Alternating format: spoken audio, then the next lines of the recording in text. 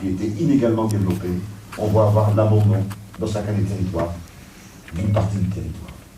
Quasiment chacun des pays d'Afrique se distingue maintenant d'une zone utile et d'une zone inutile. La zone utile, c'est celle dans laquelle on en a. Même les pays occidentaux ont besoin de cette zone utile. On a besoin d'infrastructures, c'est à côté des ressources minières, etc. Et la zone inutile est abandonnée, sans route, sans école, sans présence de l'État. On a sciemment sapé l'idée même d'un État dans les différents pays africains. Il y a 18 conditionnalités. Je vais m'arrêter à ces deux premières qui sont déjà parlantes. D'un côté, on empêche les politiques de redistribution auprès des populations, et donc on crée les conditions de la pauvreté. Et de l'autre, on déstructure la possibilité pour une nation d'avoir un cadre uniforme, d'avoir un État qui rééquilibre entre les régions, qui construit des routes, qui construit des infrastructures, etc. Ne nous étonnons pas que dans ces contextes-là, on puisse avoir des phénomènes comme des phénomènes d'implosion, des phénomènes de guerre de proximité, etc., sur lesquels s'appuient après les interventions impérialistes. Il convient donc d'avoir en tête que la colonisation ne s'arrête pas aux indépendances et que ce que l'on appelle post-colonial, c'est pas ce qui vient après le colonial. C'est pas ça, post-colonial. C'est ce qui subsiste du colonial après la fin de la colonisation directe. C'est ça le post-colonial. C'est ce qui reste alors que la colonisation directe n'est plus présente.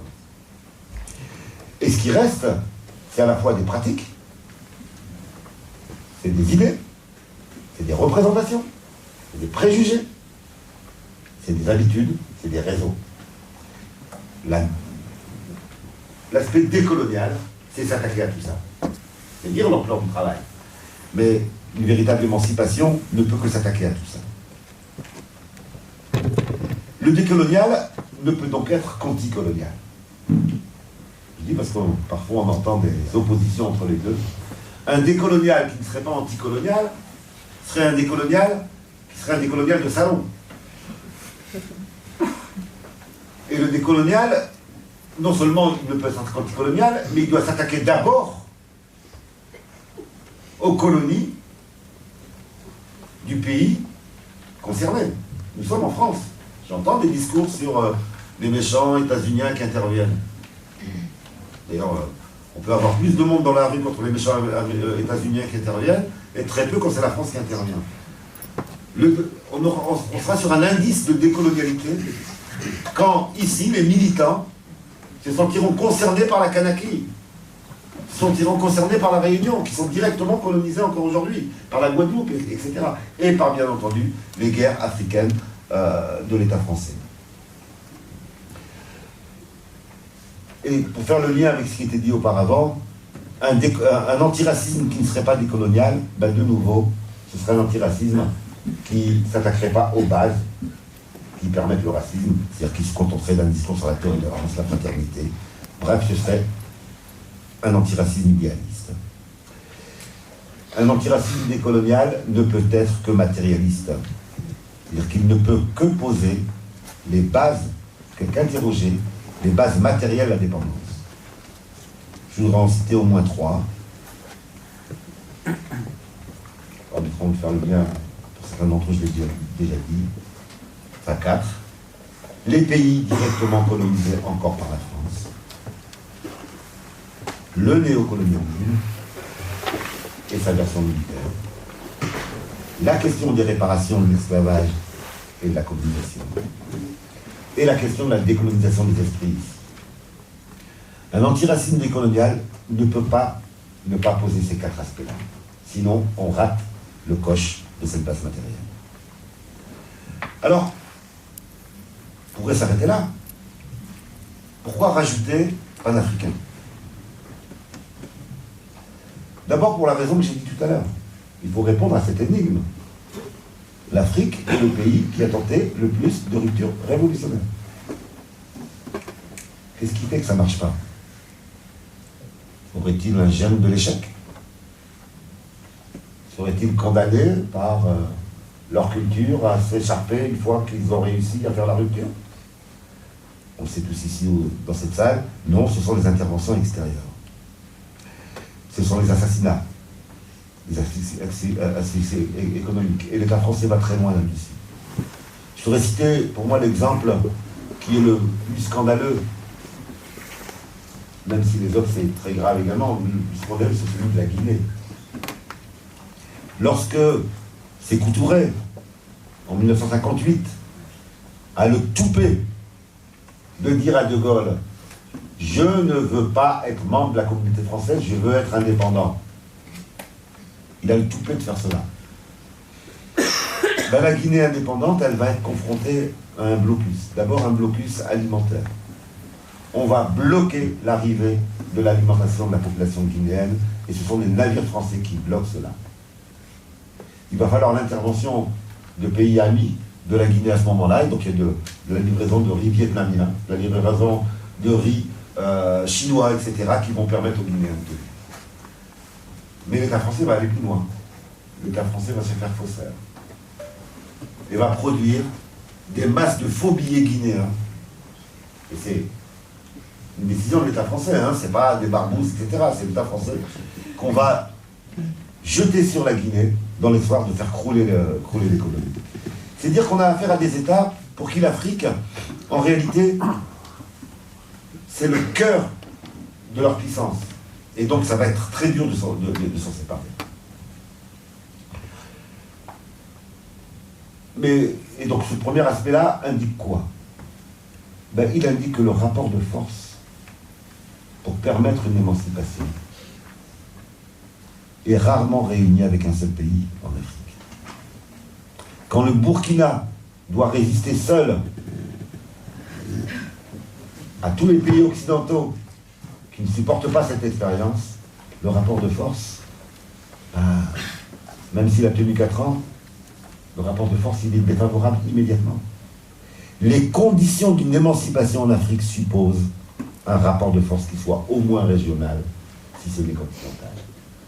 Le panafricanisme n'est pas simplement une question d'héritage, ou une question de nostalgie, ou une question de couleur, etc.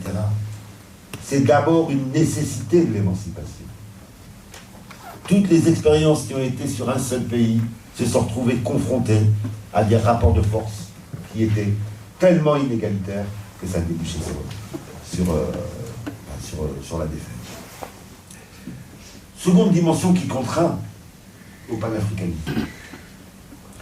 c'est la question des stratégies de gestion des grandes puissances occidentales. On est au cœur ici, vous le savez, la Méditerranée est en train de devenir un cimetière. Comment les États européens gèrent-ils la question migratoire? Ils la gèrent en sous-traitant la répression aux pays d'Afrique du Nord et même maintenant à certains pays d'Afrique subsaharienne. Autrement dit, pour que cela se mette en place, et les conséquences de cela, c'est le développement d'un racisme intra-africain.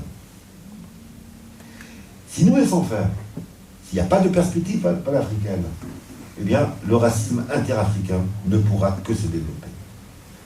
Et quand je dis racisme interafricain, il y a bien entendu le racisme d'Afrique du Nord vis-à-vis des Noirs qui est le plus visible, mais au sein même des pays d'Afrique subsaharienne, des formes de racisme peuvent émerger si l'intérêt des puissances occidentales, c'est de le développer. Troisième dimension, la question économique, qui est, vous l'aurez compris, pour moi une question centrale. Quelle indépendance économique? Comment construire une indépendance économique? Un grand économiste, Samir Amin, propose le concept de déconnexion.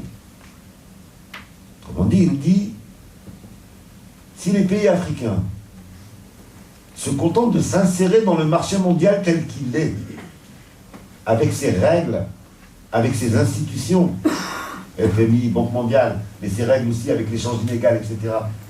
S'ils se contentent de s'insérer en se disant, nous aussi on va être des briques et on va essayer de prendre notre place, etc. Eh bien, Samir Amin nous dit, ça ne marchera pas. Ces règles sont construites sur une base inégalitaire. Et il propose donc le concept de déconnexion. Déconnexion, c'est se retirer du marché mondial.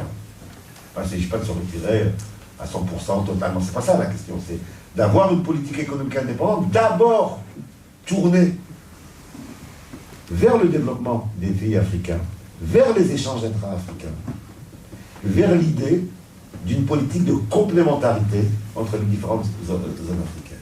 Et là aussi, on retrouve le panafricanisme. La condition de l'indépendance économique, c'est bien une pensée au moins régionale, si ce n'est continentale. On voit bien comment l'Amérique latine a pu faire peur. Tu en parlais avec le Venezuela tout à l'heure, a pu faire peur. Et c'est pour cela qu'il y a des tentatives comme celle d'aujourd'hui au Venezuela, a pu faire peur aux grandes puissances. Pourquoi cela? C'est pas simplement Cuba d'un côté, le Venezuela. C'est le fait qu'ils se sont engagés avec toutes les contradictions, et c'est pas un modèle, etc., dans ce qu'ils ont appelé l'ALBA. Une alliance économique entre eux, avec l'idée qu'on n'allait pas fonctionner dans les échanges entre les différents pays membres de l'ALBA sur les mêmes bases que le marché économique mondial, mais qu'on allait fonctionner quasiment sur la base du troc. Autrement dit, Cuba a des médecins, le Venezuela n'en a pas. Cuba envoie des médecins. Le Venezuela a du pétrole, il donne du pétrole à Cuba. C'est-à-dire qu'il y avait cette idée d'un autocentrage complémentaire. Et on voit bien en quoi aujourd'hui, compte tenu de la prégnance des rapports de force impérialistes, comme quoi c'est le seul chemin de l'émancipation économique. Ça ne veut pas dire qu'il n'y aura pas d'autres expériences. Les peuples africains bougent. Vous voyez ce qui se passe en Algérie, vous voyez ce qui se passe au Soudan. Au Burkina, il y a une révolution qui a réussi à faire partir un dictateur, etc. Ça va bouger. Ça continuera à bouger. Mais l'inscription dans une alternative durable suppose le développement d'une logique panafricaine. Ce n'est pas les combattants qui manquent. Ce n'est pas les expériences qui manquent. Il y en aura d'autres. C'est les conditions de la réussite. Et une des conditions de la réussite, c'est de penser d'abord sur cette dimension panafricaine. Alors, je voudrais terminer en posant 3 questions. La première, c'est celle de la responsabilité de la diaspora. La vie a fait, les États occidentaux ont espéré s'en passer. Ils pensaient, en faisant venir la main-d'œuvre immigrée, qu'elle allait repartir. Ils ont tout fait pour ça. Ils pensaient que c'était de la force. Abdelmalek Fayad, un grand sociologue, disait de la force de travail brute, sans saveur et sans odeur, sans sexualité, sans famille. Autrement dit, on a pensé les faire venir, les faire bosser 50 ans et qu'ils allaient rentrer au pays. Il se trouve qu'ils ont fait des enfants. Il se trouve que l'immigration continue. Qu'on a beau mettre tous les murs que l'on veut, ça augmente le nombre de morts, mais ça n'en. Il n'y a aucun mur qui permette d'arrêter des gens qui ont faim de partir. Et donc on a une diaspora. La question qui est posée, c'est la responsabilité de cette diaspora. Et la prise de conscience pour cette diaspora. Que son avenir dépend aussi de l'avenir africain. Qu'on ne peut pas avoir une origine qui est méprisée et avoir la prétention de se retrouver ici en étant reconnu. Mais ça veut dire aussi que cette diaspora doit abandonner tout complexe de supériorité par rapport au peuple africain. Parce qu'elle peut être également instrumentalisée par les grandes puissances impérialistes. Je rappelle quand même l'expérience du Libéria. Au Libéria, on a dit à des Noirs qui étaient d'anciens esclaves, affranchis, on va vous aider à rentrer en Afrique, mais pour aller civiliser les Africains. Et donc, n'oublions pas, la diaspora peut être instrumentalisée également. Et donc, ça pose la question de notre responsabilité ici. Et donc, le panafricanisme n'est pas qu'une question qui concerne l'Afrique, ça concerne la diaspora.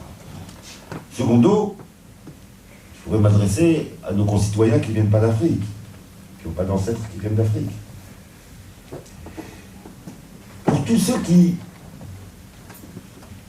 s'inscrivent dans une opinion antiraciste, dans une opinion progressiste, dans l'idée d'une alternative nécessaire en France, qu'il faut changer cette société, changer le capitalisme, enfin détruire le capitalisme, etc.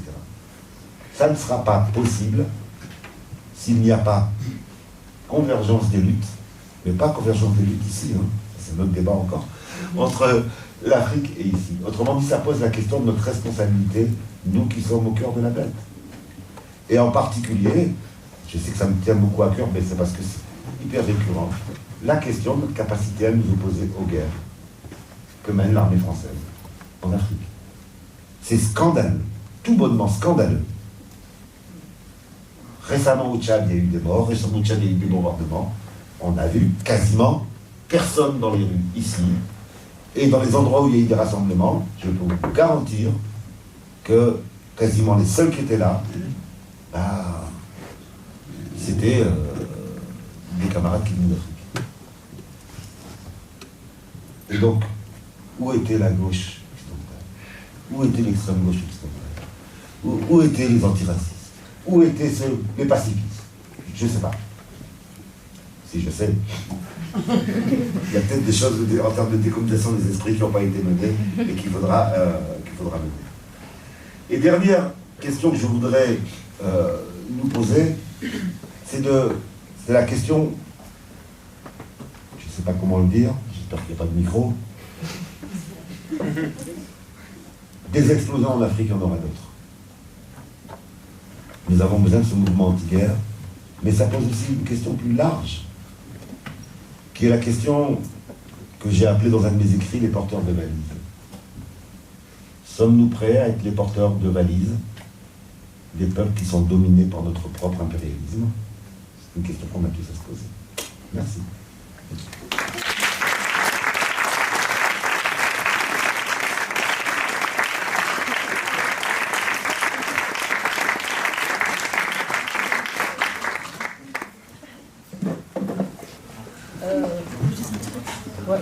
Juste pour dire, du coup, merci Saïd pour ton intervention, c'était super, comme d'habitude. Je remercie Hamzat encore une fois.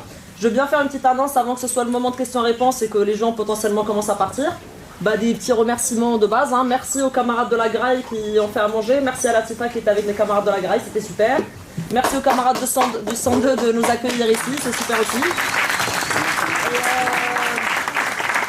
Voilà, et merci aux camarades des deux organisations, du FIUQP et de la Ligue panafricaine Umoja, d'être là et de continuer à nourrir nos réflexions politiques.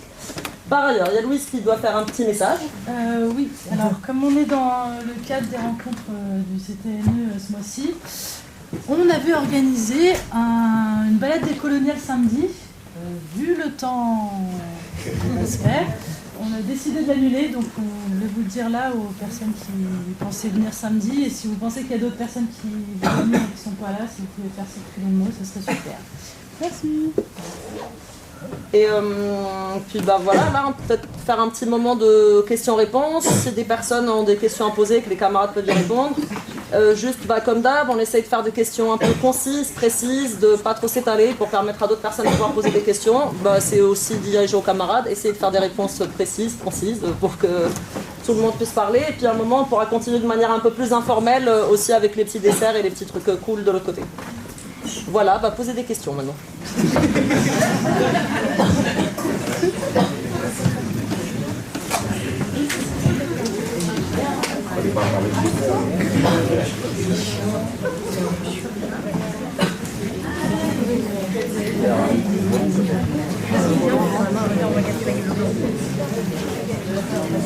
En fait, si la personne se lève, elle parle fort, c'est vraiment...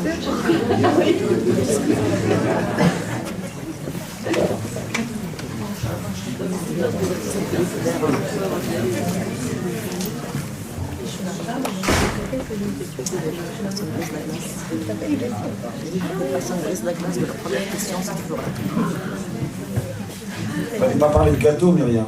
Merde. Peut-être on peut dire qu'il y aura des gâteaux que pour les personnes qui auront posé des questions.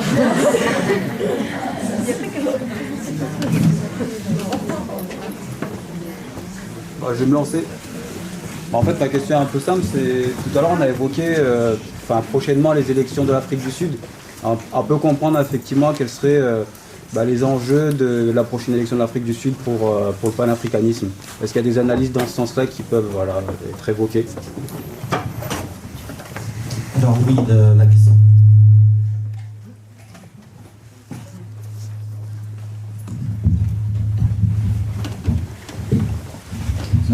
La question de l'Afrique du Sud est très importante parce que c'est le territoire dans lequel la question du capitalisme et du racisme s'est entremêlée de manière extrêmement développée. C'est un territoire extrêmement riche en ressources qui a fait l'objet d'une colonisation de peuplement et donc d'une lutte contre le système d'apartheid sur laquelle je vais pas revenir, mais qui a néanmoins laissé, je dirais, une situation de schizophrénie où je dirais que la conscience économique est entre guillemets blanche. C'est-à-dire que c'est constitué dans les années 90-2000 une bourgeoisie, une élite économique noire, en partie issue de l'ANC, c'est-à-dire qu'au moment où l'ANC remporte les élections en 1994, il y a un choix qui se fait entre certains qui continuent la lutte, d'autres qui rentrent dans l'appareil d'État, et une troisième partie qui devient des hommes d'affaires, des milliardaires aujourd'hui, dont Cyril Ramaphosa, l'actuel président de l'Afrique du Sud. Et la particularité de ce pays, qui avec la Libye est les deux seuls pays au monde, je crois, qui ont renoncé à leur programme de nucléaire dans les conditions que l'on connaît et avec les conséquences que l'on connaît, c'est qu'il avait fait l'objet d'un engagement de l'ensemble du continent africain. Et quand l'Afrique du Sud est libérée de l'apartheid, on pensait qu'elle allait reprendre à l'échelle du continent africain la lutte pour défendre, comme on dit, la veuve et l'orphelin. Et le premier terrain justement de travail qui a été mis en place, c'est la question du Congo. Et donc le rôle très particulier de Mandela dans la gestion de la chute de Mobutu et le fait que les multinationales sud-africaines sont présentes. Donc il y a cet élément-là, la question des multinationales sud-africaines qui jouent un rôle très important dans l'appareil politique et économique sud-africain. La question également de cette bourgeoisie noire sud-africaine qui, pour moi, est assez à la fois libérée et complexée. C'est-à-dire que l'Afrique du Sud, c'est un pays où on a encore le sentiment, sur certains aspects, que la richesse et la puissance est l'héritage d'une domination blanche. Donc c'est aussi comment on décolonise le symbole de la puissance. L'Afrique du Sud est une puissance qui a des difficultés à s'assumer parce qu'elle sait que son statut de puissance est lié à une histoire très particulière qui est celle de l'apartheid. Et je crois que c'est vraiment un travail beaucoup plus long. Tout à l'heure, on parlait des processus. On a pensé qu'il suffisait d'élire Nelson Mandela, un président noir, etc. Mais c'est beaucoup plus complexe. Et une grande partie des Sud-Africains d'aujourd'hui n'ont pas forcément connu ces éléments-là. Ils n'ont pas connu quelqu'un comme Trissani. Et ils arrivent avec des revendications, je dirais, nouvelles. Ce n'est pas pour rien que c'est les étudiants d'aujourd'hui qui ont 20 ans, qui sont nés autour de 1994, qui réclament qu'on enlève la statue de Cecil Rhodes à l'université en Afrique du Sud, qui réclament que l'on change le curriculum, que l'on mette des auteurs africains dans ce qu'ils apprennent à l'école. Et parmi également cette jeunesse, on en a une qui est très revendicatrice, qui est très, je dirais, préparée à lutter dans la durée, puisque les combattants de la libération ont eu aussi des enfants, dont certains sont restés dans ce champ de lutte de libération et surtout dans ce champ de combat intergénérationnel. Et par conséquent, de la même manière que Mandela avait fait, je dirais, sa renommée à travers la Ligue des Jeunes, eh bien quelqu'un comme Julius Malema est issu de cette Ligue des Jeunes et en a été exclu et donc a créé son propre parti, les Economic Freedom Fighters. Donc rien que le nom du parti est pour moi très symbolique. Et donc il y a un certain nombre d'actions qui sont menées contre le système capitaliste. Il y a un certain nombre de positions qui sont faites par rapport à l'incapacité des syndicats sud-africains à défendre les travailleurs noirs non sud-africains qui sont victimes de pogroms et de xénophobie. Donc il y a vraiment la question du rapport entre le travail, la couleur et le capital, sachant qu'en Afrique du Sud, on ne touche pas le cheveu d'un seul blanc, sinon toute la communauté internationale réagit, mais les Congolais notamment et les Mozambicains ensuite, et les Nigérians troisièmement, sont régulièrement visés par une certaine couche sociale sud-africaine des déshérités qui ont le sentiment que ce rêve sud-africain ne les inclut pas. Donc pour ces élections-là, il y aura différents enjeux. Il y a la possibilité que que le parti libéral blanc notamment remporte de plus en plus de sièges et que le pouvoir de l'ANC s'effrite. Il y a aussi la possibilité qu'au niveau des Economic Freedom Fighters, dont le taux le plus important lors du dernier scrutin a été dans la ville minière de Marikana, celle où le gouvernement sud-africain avait fait tirer sur des mineurs, que ce parti-là, de Julius Malema, puisse également, je dirais, remporter les sièges. Donc il y a une crispation autour de ces élections. C'est bien, pour éviter de les perdre, que l'ANC a exfiltré Jacob Zuma et que Ramaphosa, donc, qui représente justement ce grand capital, a pris le contrôle des opérations. Maintenant, quand Ramaphosa est devenu président, c'est le moment où Kagame mettait en place le projet de zone de libre-échange continentale. Et donc on sait que Ramaphosa est parti à l'Union, au sommet de l'Union africaine où ce point était débattu. Et quand il est au moment où il devait décider, ce sont les syndicats sud-africains qui ont fait pression en lui disant si tu signes ce truc-là, tu ne reviens pas au pays. C'est-à-dire que l'Afrique du Sud est un pays dans lequel il y a encore une capacité de mobilisation des forces sociales et des forces progressistes. Parce que pour certains, la lutte contre le système de l'apartheid est encore plus globale. Elle est à mener localement.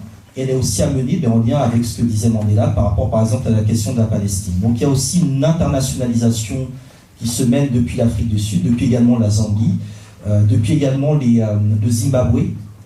Donc au niveau de l'Afrique australe, il y a tout un ensemble, je dirais, de situations qui sont extrêmement importantes à analyser. Et donc les élections qui ont lieu donc, dans ce pays vont être, je dirais, un baromètre, je dirais, de la température dans cet espace qui est à la fois ouvert sur les alternatives, BRICS et compagnie, mais qui est en même temps la porte d'entrée du néolibéralisme à l'échelle du continent africain. C'est-à-dire que l'Afrique du Sud, communiste, christianie, anti-impérialiste, etc., et en même temps, à travers ces multinationales sud-africaines qui rachètent des entreprises canadiennes, qui rachètent des entreprises occidentales. C'est-à-dire que l'Afrique du Sud, c'est un capitalisme qui a les moyens, je dirais, d'exister dans cette finance internationale. Johannesburg, c'est la deuxième place financière du continent africain. La première, c'est Londres. Ça aussi, ça veut dire beaucoup de choses. Et c'est aussi important de rappeler, je pense, que un pays comme la Grande-Bretagne a beaucoup plus d'intérêt économique en Afrique que la France. Sauf que la Grande-Bretagne, quand elle a quitté le continent africain en 1964, elle n'y est jamais revenue du point de vue militaire. C'est-à-dire qu'elle n'a jamais lié la question de la défense, d'un point de vue militaire, à la question de la préservation de ses intérêts économiques. Ce qui veut dire que même au niveau des impérialismes, il y a des approches différentes. Et l'Afrique du Sud est, je dirais, un pays qui peut justement dessiner une forme de rupture à ce niveau-là. Si je peux juste compléter sur un aspect qui est la question agraire, et qui concerne effectivement toute l'Afrique australe, c'est-à-dire les endroits où il y a eu de la colonisation de peuplement, et où on se retrouve quand même avec des situations dans lesquelles, malgré les indépendances, les grandes propriétés appartiennent encore aux Blancs, et donc il y a des revendications de réforme agraire, et l'évaluation de qui sont les candidats, je pense qu'un des critères, c'est leur position sur la question agraire, parce que, bien entendu, ici dans les médias, on les présentera comme des dictateurs. Hein. Quand Mugabe a eu le malheur de dire il faudrait peut-être maintenant qu'une partie des terres que les Blancs possèdent soit redistribuée, il a été traité ici de tous les noms, etc. Et donc, dans l'évaluation des différents candidats en Afrique australe, il faut prendre en compte la question paysanne. Merci.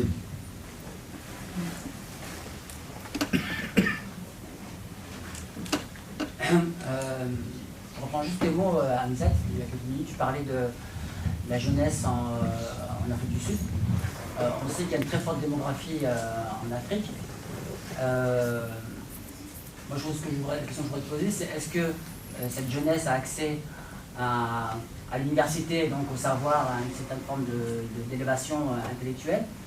Et dans cette jeunesse africaine, quelle est la conscientisation, la prise de conscience de la nécessité d'un panafricanisme et voilà, comment nous on peut accompagner cet éveil? Alors, effectivement, du point de vue de la démographie, il n'y a pas...